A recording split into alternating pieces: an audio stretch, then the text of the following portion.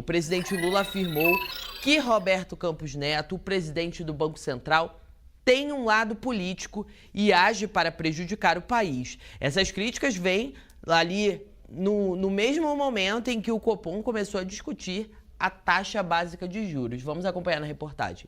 O presidente Lula disse em entrevista à rádio CBN que Roberto Campos Neto não está preocupado com a autonomia do Banco Central. Nós só temos uma coisa desajustada no Brasil nesse instante. É o comportamento do Banco Central. Essa é uma coisa desajustada. Um presidente do Banco Central que não demonstra nenhuma capacidade de autonomia, que tem lado político e que, na minha opinião, trabalha muito mais para prejudicar o país do que para ajudar o país. Há uma semana, Campos Neto foi homenageado pelo governador de São Paulo, Tarcísio de Freitas. Depois participou de um jantar na sede do governo paulista. Campos Neto teria sido sondado para ser ministro da Fazenda, caso Tarcísio de Freitas chegue ao Palácio do Planalto.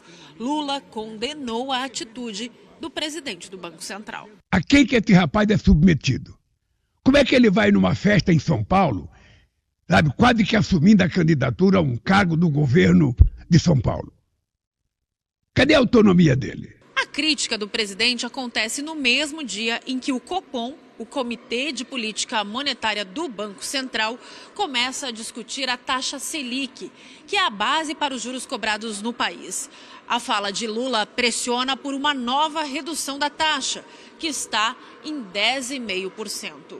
O presidente também voltou a falar sobre reeleição. Se for necessário ser candidato, para evitar que os trogloditas que governarem esse país voltem a governar, pode ficar certo que os meus 80 anos virará em 40 e eu poderei ser candidato. Mas não é a primeira hipótese. Lula também afirmou que quer discutir com seriedade os cortes nos gastos públicos.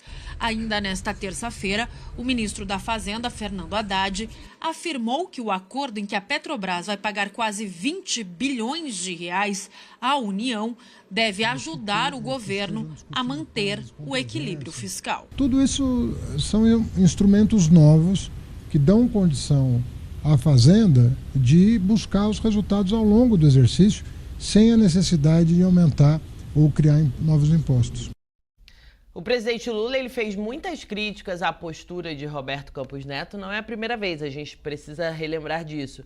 O presidente faz críticas ao presidente do Banco Central, dizendo, e agora ele faz críticas mais duras ainda, dizendo que Roberto Campos Neto tem um lado, que ele muito possivelmente vai assumir um ministério se Tarcísio Gomes de Freitas for realmente um indicado ali e concorrer às eleições presidenciais de 2026, e aí faço um recorte aqui para a gente analisar aqui juntos.